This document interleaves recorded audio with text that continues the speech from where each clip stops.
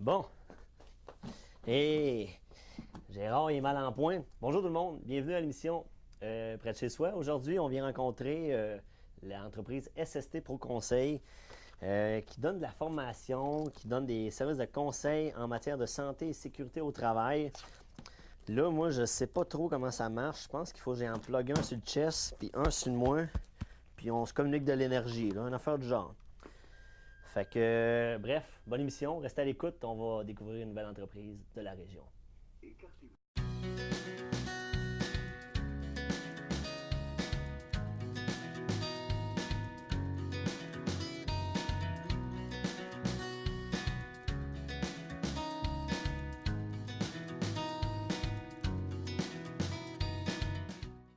Alors, nous sommes en compagnie de Nathalie Côté. Bonjour. Bonjour Nathalie, ça va bien? Oui, ça va très bien. Nathalie, aujourd'hui, on se rencontre parce que tu vas nous présenter ton entreprise SST Pro Conseil.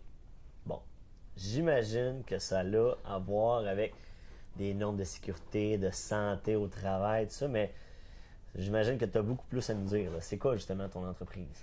OK, bien, SST Pro Conseil, ça le dit, on va parler de santé et de sécurité au travail, mais de santé et de sécurité en général également. Donc, j'opère sous deux champs d'activité différents. Bon, en fait, j'ai comme relié deux champs d'activité dans mon entreprise. OK. Le premier, c'est un champ d'activité que je fais depuis très longtemps, là, depuis une vingtaine d'années. Donc, j'offre de la formation en secourisme en premiers soins. OK. Donc, on va peut-être en reparler un petit peu plus tard de ce volet-là. Mhm. Puis, j'opère là, depuis le mois de mars mon deuxième volet, plus particulièrement l'implantation, l'assistance, puis la consultation, l'accompagnement en termes de santé et sécurité du travail. OK. On va essayer de mettre ça au clair parce qu'il y a beaucoup de choses, je pense, dans ce dossier-là. Oui. Mais premièrement, j'aimerais ça que tu me parles de toi. C'est quoi ton parcours un peu professionnel? Bien, moi, j'ai commencé ma vie professionnelle dans le secteur de la santé. Donc, OK. je suis technicienne en inhalothérapie. Donc, j'ai travaillé dans le monde hospitalier pendant une douzaine d'années. À l'époque, j'ai aussi commencé à faire de la formation en premiers soins. Donc, je bouclais les fins de mois avec deux métiers à l'époque. OK. Donc, le milieu hospitalier et le milieu des premiers soins. Puis, en fait, je me suis tout simplement glissée tranquillement, pas vite, là, vers la formation et l'enseignement de premiers soins. C'est arrivé un petit peu naturellement là, avec la force des choses, les choix personnels, les choix professionnels. Donc, OK.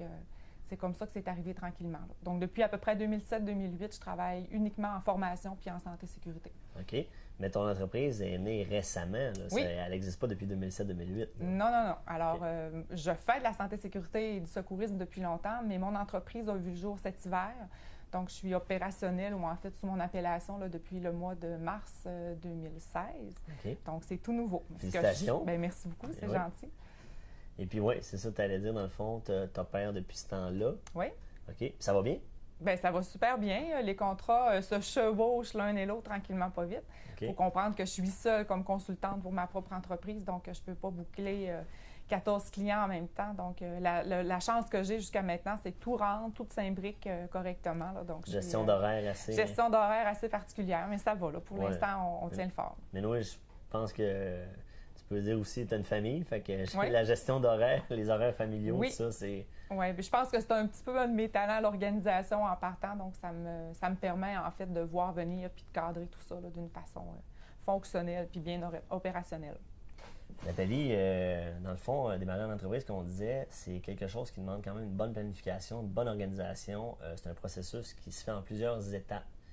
J'aimerais ça justement que tu me dises, tu m'expliques les étapes auxquelles tu as été confronté, comment tu as développé cette entreprise-là jusqu'à maintenant.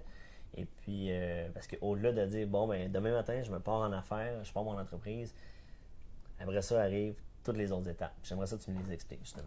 OK. Je n'ai pas été obligée de tout faire les étapes rapidement, puis tout de suite, j'ai eu besoin de monter mon plan d'affaires. Je me suis fait aider là-dedans par le Centre local d'emploi, le Centre local de développement. Donc, à ce moment-là, c'est certain que j'avais de l'assistance pour m'aider. OK. Parce que moi, oui. Pause. Un Oui. plan d'affaires, c'est quoi? Bien, un plan d'affaires, c'est vraiment le descriptif de ce qu'on veut accomplir comme travail, auquel besoin on veut répondre avec notre entreprise. Donc, il faut savoir pour soi-même qu'est-ce qu'on a envie de faire.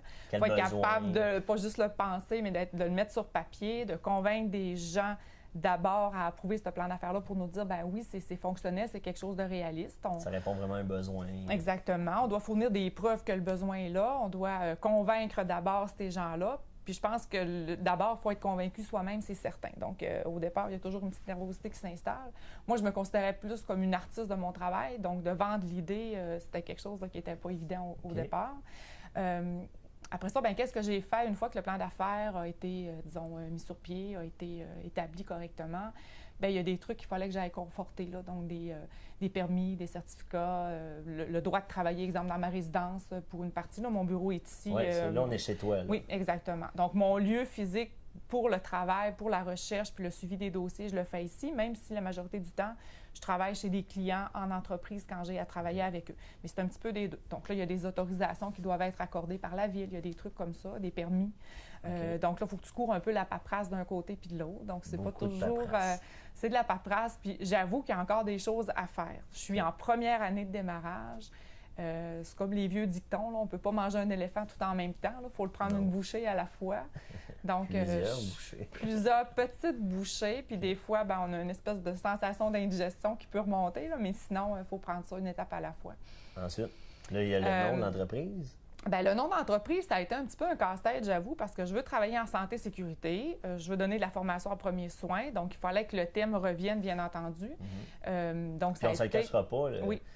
Le milieu dans lequel tu travailles, c'est flou. Hein? C'est pas nécessairement clair dans la tête des gens en général. Fait que ton nom, il fallait vraiment qu'il reflète l'ensemble de tes services. De mon service, de mon œuvre professionnelle. Bien, le nom de l'entreprise, ça a été compliqué. Je voulais donner mon nom à moi, associé à peut-être une autre, un acrostiche ou quelque chose au départ. On m'a déconseillé, ou en tout cas, on m'a dit que de prendre mon nom dans l'entreprise, ça pouvait être quelque chose de plus, de peut-être un peu neutre, un peu ennuyeux, drabe, c'est le mot que je voulais pas dire, mais que tu as dit à ma place. Mais c'est en plein ça. Donc, après ça, on a travaillé sur le principe de conseil, d'assistance, de services professionnels. Mais surtout que tu utilises une approche quand même personnalisée. Oui. Tu adaptes vraiment tes services aux besoins de l'entreprise. Exactement. Puis chaque entreprise a des besoins. En matière de santé et sécurité, chaque entreprise a vraiment des besoins spécifiques. Oui. OK? Fait que là, une fois le nom trouvé, SST Pro Conseil, là vient l'image, j'imagine, les dépliants, les cartes d'affaires. Ça a été quoi le reste du processus? Bien, c'est un peu le même principe. On se fait aider par des professionnels qui sont des gens qui travaillent déjà là-dedans. Donc, moi, j'ai fait affaire avec une entreprise locale, une jeune entreprise également. Donc, j'encourage la jeune entreprise l'étant moi-même. Donc, j'ai encouragé une jeune dame qui a, sous l'appellation Capharnaüm, qui travaille les logos d'affaires, des trucs comme ceux-là. Donc, elle est graphiste de métier. Donc, avec Capharnaüm, on en est venu à parler un petit peu de mes besoins, de mes attentes en termes de logo. Je voulais quelque chose de simple, je voulais quelque chose de distinctif. Très beau en passant. C'est quoi beaucoup. qui représente justement ton logo? Bien, en fait, le logo, c'est l'ensemble en fait des besoins reliés au service que j'offre. Donc, moi, je vais travailler, présentement, je travaille plus sur 2 champs d'activité qui sont la formation en santé-sécurité et les premiers soins, mais j'ai aussi de l'accompagnement en ressources humaines là, qui se dessine à l'horizon. Okay. Donc, comme j'avais 3 champs d'activité au final que je voulais aborder, bien, on a cherché un logo avec un sigle, 3 branches, exactement. Je voulais quelque chose qui ne faisait pas trop médical non plus. Là. Je voulais pas une classique croix qui ressemble un petit peu au domaine de la santé, un peu trop spécifiquement. Parce que, au domaine hospitalier, peut-être. Hospitalier strictement, ou médical, ou maladie et compagnie. Donc, sortir de la trousse de premiers soins, là, puis avoir quelque chose de moins X. OK. Puis après ça, en fait, ça a été des essais-erreurs au départ. J'avais des idées, moi, dans la tête. Ça faisait moins professionnel, d'où l'idée de travailler avec quelqu'un qui est capable d'arriver avec des idées, exactement. Ou qui peut travailler, qui peut faire avancer tes idées de base aussi. Exactement. Et puis là, on en est venu avec le logo en 3 couleurs, gris, jaune et blanc, sur fond noir. Exactement. En fait, il est en deux tons. On l'a sur fond blanc, on l'a sur fond noir. On a mis le paquet sur les possibilités. Donc, 3 couleurs assez neutres, représentatives. C'est quand même stressant pour une entreprise, une nouvelle entreprise, pour avoir interviewé plusieurs personnes en démarrage d'entreprise. Le choix du logo, c'est quand même... Parce que le logo reste après ça, puis c'est l'image de marque, c'est l'image qui va te suivre toujours. Fait que c'est quand même, ça a l'air banal peut-être pour le commun des mortels, mais c'est une étape qui est vraiment importante. Puis après ça, tu es associé à ça. C'est pas banal parce que comme tu le dis, c'est une image qui va rester. Donc, il faut être confortable avec l'image. Il faut qu'elle soit signifiante pour nous. Il faut qu'elle nous parle à nous, mais qu'elle arrive à parler aux clients également. Donc, oui, c'est une petite nervosité. C'est comme mettre un petit bébé au monde. Là, puis, une fois qu'il est au monde, il faut lui donner un nom. Puis il faut que le nom fasse avec l'image qu'on en a dans notre tête. Donc, Je suis très contente du résultat. Un bon casse-tête. Un très bon casse-tête, oui. Après ça, on continue. Là, tu as l'image, tu as le nom, ton entreprise est démarrée, est enregistrée. Là, c'est quoi qui arrive? Bien, en fait, je travaille avant d'avoir mon nom. OK. Je travaille et je suis démarrée avant d'avoir mon nom. Donc, même si on a construit notre explication dans un sens logique, là, les étapes se chevauchent. Bien, les étapes se chevauchent. Donc, moi, j'avais déjà commencé à faire ma pub. J'avais déjà des clients d'identifier avec lesquels j'avais des ententes, même avant d'avoir mon officiel nom d'entreprise, tout ça. Comme j'expliquais, c'est du bouche à oreille. Donc, j'avais déjà des contacts professionnels avant d'avoir tout ça. Mais si on suit un petit peu le processus de l'entrepreneuriat puis de l'instauration de notre entreprise, bien, une fois que tout est en branle, bien, c'est ça. Il y a les pamphlets, il y a le démarchage, il y a se faire connaître, il y a les poignées de main, il y a la visibilité. Les 5 à 7, les 5 à 7. Puis les 5 à 7, quand on est entrepreneur, toute seule, trouver le temps d'assister à toutes ces choses-là, moi, je trouve pas ça un petit peu moins mère évident. de famille, oui. Un bon réseau, tout ça. Donc, exactement. Il y a 24 heures pour tout le monde. Il y a exactement 24 heures, il n'y en a pas plus. Ça demande vraiment, certain. Quand on est travailleur autonome puis on démarre son entreprise, ça demande vraiment une bonne gestion de l'horaire, de l'agenda. Oui, exactement. On ressent l'urgence, on se sent coupable de toutes les petites pertes de temps, de toutes les petites pauses qu'on s'accorde, j'avoue. De là, l'importance aussi de s'en accorder des pauses aussi. Oui, je comprends tout à fait. Mais c'est ça, je me considère en année d'adaptation par rapport à ça. Je suis contente aussi que ça arrive dans un moment de ma vie où les enfants, parce qu'on parle de ma vie de famille aussi là-dedans, j'ai plus des bébés à la maison, donc ils développent en accéléré un certain niveau d'autonomie. Et voilà. Donc, le travail cet été m'a accaparé beaucoup, donc les enfants étaient très conciliants sur ce côté-là. Puis des fois, on s'assoit puis on fait comme des petits rappels en famille en se disant, ben OK, je peux revenir à la maison faire des galettes, faire de la bouffe, puis mais à ce moment-là, je ne serais pas capable de gérer mon entreprise comme je le souhaite. Donc, on est en train, tout le monde, de s'adapter là-dedans. Puis je pense que la première année, c'est un gros travail. Vraiment. Oui. Vraiment. Ton entreprise, tu l'as démarrée il y a quelques mois déjà. Mais qu'est-ce qui t'a motivé justement à te partir en entreprise, à oser démarrer une entreprise? Parce qu'il faut quand même beaucoup d'audace pour faire ce changement-là. Donc, c'est quoi qui t'a motivé à faire ça? Je pense qu'à quelque part, j'ai toujours été, même si j'étais au compte d'employeur dans les dernières années, soit le milieu hospitalier ou le milieu scolaire, je pense que j'ai quand même toujours, au fond, été une travailleuse un peu autonome parce que j'ai jamais été rattachée avec des contrats chez personne. Donc, pour des raisons professionnelles et d'organisation, à un moment donné, il y a des petits coups de pied dans le derrière qui arrivent dans la vie, c'est-à-dire que des fois, soit on perd notre emploi ou on veut se réorienter dans d'autres choses. Donc, disons que depuis 2 ans, ça se tramait là, que mes tâches de travail seraient un petit peu moins importantes avec un de mes derniers employeurs. Donc, je me suis rattrapée en me dépêchant, je dirais, là, d'aller chercher de la formation puis du bagage professionnel, universitaire aussi pour asseoir un peu plus là, mes connaissances puis mes compétences. Okay. Puis, j'en suis venue donc à faire ce move-là, ce mouvement-là vers l'entrepreneuriat dans l'hiver parce que je trouvais que ça commençait à me ressembler, c'était solide. Puis là où j'étais rendue dans mes expériences de travail, je me sentais apte là, à aller vers le client puis à donner un service à ce moment-là. Parce que là, les clients ne viennent pas nécessairement cogner à la porte. Il faut que tu fasses du démarchage. Oui, il y a la période, il y a tout le démarchage qui est quelque chose qui n'est pas nécessairement évident pour moi parce que je ne suis pas quelqu'un qui est facile à aller devant les gens nécessairement. Okay. Ça, je le dis bien humblement. Par contre, je pense que c'est beaucoup le bouche à oreille qui m'a fait travailler jusqu'à maintenant. Puis les services, comme on va aborder tout à l'heure plus par rapport à la formation de secouriste, bien, je suis tellement dans le milieu, ça fait longtemps. Que là, les gens m'appellent et me rappellent. Et le petit réseau que j'avais, bien là, il grossit parce que je le publicise, en fait, ce que je n'avais pas le temps de faire auparavant. Donc ça me permet d'augmenter mon niveau de travail à ce moment-là. Mais en santé et sécurité, tout particulièrement, là, c'est beaucoup le bouche à oreille. Des fois, les gens ils nous font rentrer dans l'entreprise pour un tout petit élément de leur santé et sécurité, puis ils se rendent compte qu'il y a beaucoup d'autres besoins. Et là, on va se greffer à l'équipe d'une façon plus fonctionnelle ou plus importante à ce moment-là. Alors, j'aimerais ça que tu m'expliques les différents volets de ton entreprise. Tantôt, tu les as énumérés, mais là, je veux vraiment que tu m'en parles en détail puis qu'on mette ça au clair une fois pour toutes. La santé et sécurité, le travail, les formations, la consultation.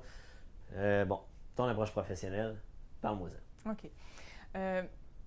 L'aspect santé et sécurité du travail, c'est quelque chose qui, en général, peut être vu comme très lourd parce qu'il y a énormément de règlements, il y a énormément de lois qui encadrent la santé et sécurité du travail. Personne ne peut s'en sauver. La grosse entreprise ne peut pas s'en sauver. Il y a beaucoup de zones grises. Il y a beaucoup de zones grises, puis souvent, les gens n'osent pas justement rentrer en santé-sécurité. Là, je ne parle pas des résolus de ce monde, là, qui ont déjà des conseillers à temps plein qui viennent les aider en santé-sécurité puis qui ne font que ça avec eux. Mais je parle vraiment des petites entreprises. Parce que la loi est bonne pour tout le monde. Que tu sois une multinationale ou une petite entreprise en démarrage ou que tu opères au coin de la rue, la loi est là pour tout le monde. La loi est faite pour tout le monde. Donc, à ce moment-là, nous autres, il faut s'assurer, quand le client est intéressé, quand une organisation a envie de s'impliquer en santé-sécurité, il faut vraiment lui faire comprendre qu'il n'est pas à l'abri des lois, il n'est pas à l'abri des poursuites si jamais il y a des problèmes en santé-sécurité. Donc, l'approche chez le client, c'est vraiment d'arriver avec une espèce de diagnostic de l'état des choses dans son entreprise. Donc, ça, c'est une façon de l'aborder.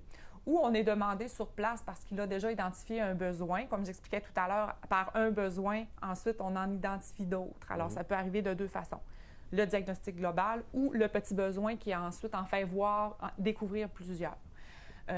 Donc, l'objectif, c'est vraiment d'arriver, de travailler avec l'équipe en place, de leur permettre avec leurs travailleurs de faire leur propre santé-sécurité parce qu'on pense que c'est nous qui le faisons à la place de l'entreprise. Non, on est vraiment juste là pour les accompagner dans leur démarche, les aider peut-être à cibler les priorités.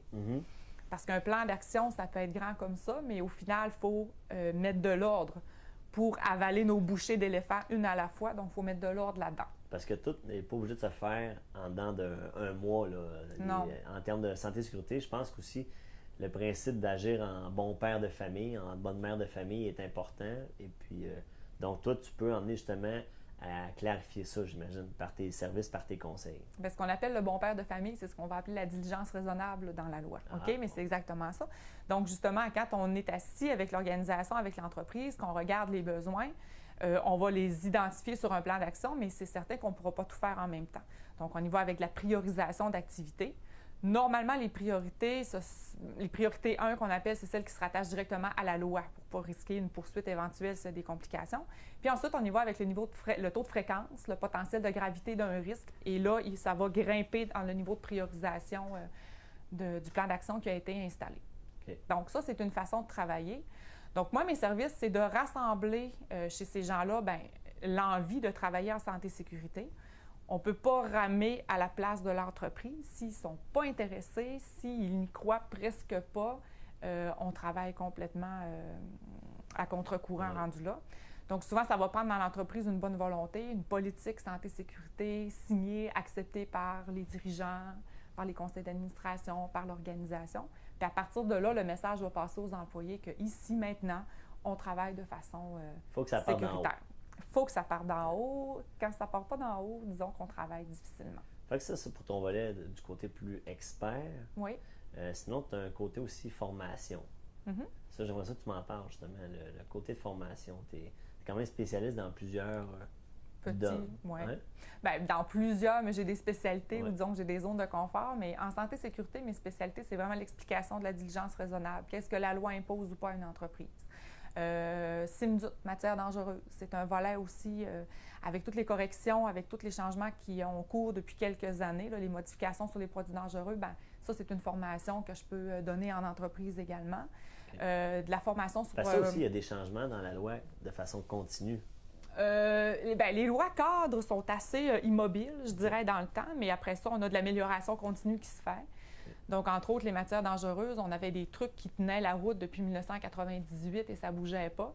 Et là, finalement, depuis 2015, on a des nouvelles normes en termes de produits dangereux, la façon de les identifier, les fameux pictogrammes, par exemple, pour reconnaître le danger de nos produits. Donc ça a changé, puis les entreprises vont devoir se conformer d'ici 2018. Donc ça, c'est un programme d'implantation que mon entreprise offre. Okay. Le suivi, la formation des travailleurs, puis la mise en place de l'implantation SIMDUT dans l'entreprise. Okay. Donc, entre autres. Sinon, je sais aussi que tu es quand même impliqué au niveau des garderies. Oui. Peux-tu m'en parler, justement? C'est quoi ton approche au niveau des garderies? On parle obligation légale, mais on parle plus premiers soins, réanimation. Puis, donc, à ce moment-là, je vous présenterai éventuellement mon matériel de premiers soins que j'ai mis à votre disposition. Mais là encore, on répond à un besoin, une obligation légale d'avoir une formation de base en réanimation, en premiers secours. Donc, des accréditations là, que moi, je suis capable de délivrer parce que j'ai les compétences et les niveaux d'accréditation que je peux offrir. Moi, c'est pas seulement que les garderies, on en parle, mais je peux accréditer aussi du personnel soignant. Je forme le personnel hospitalier, médecins, infirmières, inhalothérapeutes, entre autres. Donc ça, c'est des niveaux de formation que j'offre également. OK. Puis qu'est-ce que tu aimes justement dans ces différents volets-là? Parce que là, tu as quand même plusieurs cordes à ton arc, je peux dire. C'est quoi qui te motive justement dans ton travail de tous les jours? Bien, en fait, moi, comme j'expliquais, j'arrive du monde hospitalier où j'essayais de sauver des vies sur le terrain quand le problème était déjà arrivé. Là, avec le volet santé-sécurité, j'apprends à protéger la vie avant qu'il arrive un problème, bien entendu. Donc, je travaille en prévention. Puis pour le secourisme et l'intervention en réanimation, bien là, j'apprends aux gens à sauver des vies carrément là, quand ça va pas super bien. Donc, je pense qu'il y a une ligne là-dedans, là, il y a un fil conducteur. Donc, protéger les gens, s'il arrive quelque chose, comment faire pour les aider, les soigner, les réanimer éventuellement. Donc, Puis on parle de prévention, puis ça peut commencer tout petit. Là, les enfants peuvent aussi. Oui. Il y a des choses qu'ils peuvent apprendre justement. Bien, Je sais que tu as un programme là, pour Héros en 30, je crois, qui peut. Héros en 30, c'est un programme qui n'est pas En fait, c'est pas moi qui l'ai inventé, là. C'est la Fondation des maladies du cœur et de l'AVC ici au Québec qui chapeaute ce programme-là depuis quelques années, mais je suis instructeur de cette formation-là. Mais si on parle de qui peut apprendre les premiers soins, qui peut apprendre à sauver une vie, oui, ça peut se faire à n'importe quel âge ou presque. Alors, j'ai des projets préscolaires, j'ai des projets scolaires, et après ça, ça va au niveau adulte, bien entendu. Le préscolaire, on va surtout aborder, c'est une formation que j'offre qui s'appelle les bobos de vacances. Donc, qu'est-ce qui se passe si on vient de sortir le vélo au printemps, on s'écorche le genou sur le trottoir, ça saigne, on pleure, ça fait mal. Donc, on essaye de calmer l'enfant puis de lui montrer à comprendre qu'est-ce qui se passe dans son corps, demander l'assistance d'un adulte. Donc ça, c'est une formation qu'on a expérimentée au niveau scolaire avec les maternelles, première, deuxième année depuis quelques années. Quand on est rendu plus en 5e, 6e année, bien là, on offre le programme justement Héros en 30. Donc l'élève va apprendre à pratiquer les gestes de la réanimation.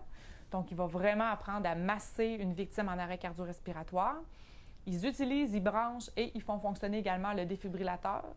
Et ils vont apprendre à désobstruer un ami qui s'étoufferait, par exemple, en mangeant sa petite collation l'après-midi dans la cour de récréation. Fait qu'il n'y a pas d'âge pour être un sauveur du monde. Et voilà. Exact.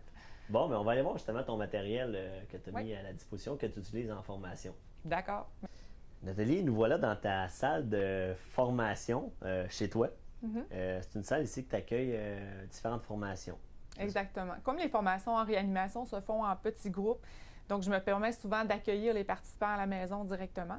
Donc, vous comprendrez qu'en réanimation, pour que ce soit convivial, pour que les gens soient à l'aise de pratiquer et d'utiliser les outils, en fait, qui sont les mannequins de réanimation à leur guise et de façon confortable, bien, normalement, on prend des groupes de 8, maximum 12 candidats à la fois. Donc, moi, je suis toute organisée ici à la maison pour accueillir mes gens. Donc, je possède le matériel d'enseignement de réanimation depuis plusieurs années. C'est comme je vous disais, même si j'ai démarré l'entreprise officiellement cet hiver, bien, ce volet-là, c'était du connu pour moi, puis c'était déjà du fonctionnel, je dirais.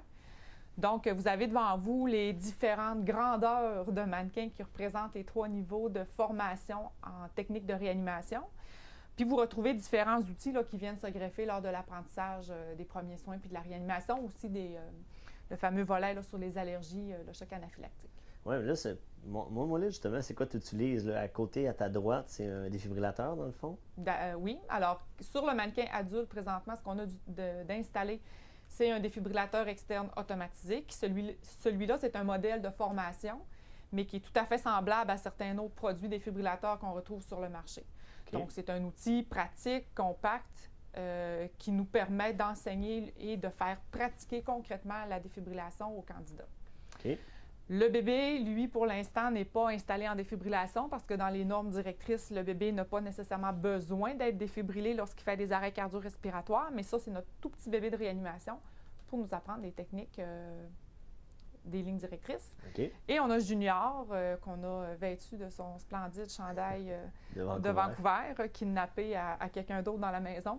Alors, notre jeune mannequin qui représente donc les techniques de réanimation pour l'adolescent. Alors, quand je donne les formations Héros en 30, les élèves de 5e année se servent entre autres du mannequin Junior pour pratiquer leur séquence de réanimation et ils peuvent brancher également le défibrillateur sur Junior. OK. Sinon, je sais que là, tu as un masque près du bébé, et puis tu as une épipène, tout ça, c'est quoi tu donnes comme formation avec ça? Bien, en fait, le masque en tant que tel, lui, c'est un outil qui va nous aider dans la réanimation. Donc, il fait partie intégrante là, des gestes en RCR, massage cardiaque bouche à bouche. Donc, pour éviter le contact direct avec la bouche, le masque de poche est un outil recommandé là, dans les lignes directrices toujours. Et l'épipène en tant que tel qu'on connaît sous sa présentation et sa forme classique, donc l'adrénaline injectable, n'existe pas que sous cette forme-là. On a un nouveau démonstrateur ici. En fait, c'est un autre produit d'administration de l'adrénaline en cas d'allergie sévère qui s'appelle Allerjet. C'est une autre compagnie qui le fabrique. Donc, on présente lors des formations les différents dispositifs, toujours des démonstrateurs qui, ceux-là, ne vont pas administrer de réelles doses d'épinéphrine, bien entendu. On ne voudrait pas que notre candidat se retrouve à l'urgence avec des palpitations cardiaques pour s'être donné une dose accidentelle, bien entendu. Et c'est déjà arrivé dans certaines formations.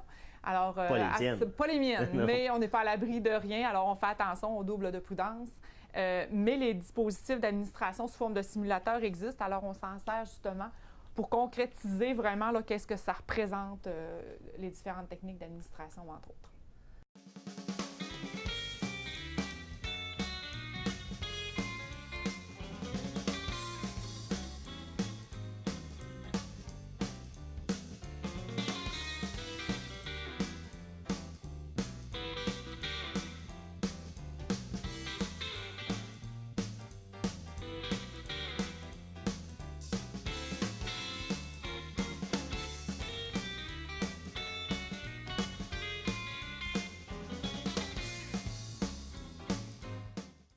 Alors voilà, c'est ce qui complète notre émission de Près de chez soi d'aujourd'hui. Merci d'avoir été à l'écoute. Si vous voulez rentrer en contact direct avec Nathalie Côté de l'entreprise SST Pro Conseil, vous pouvez le faire directement par téléphone au 418-618-4063 ou par courriel à contact@stproconseil.ca ou encore mieux, pour les fans de Facebook, allez aimer sa page et puis vous allez pouvoir, il y a plein de capsules informatives reliées à la santé et sécurité, les fameux 10 commandements qui sont partagés par rapport à la chasse, à la rentrée scolaire, aux Pokémon, bref, allez la suivre. Et puis moi, je vous donne rendez-vous pour une prochaine émission de Près de chez soi.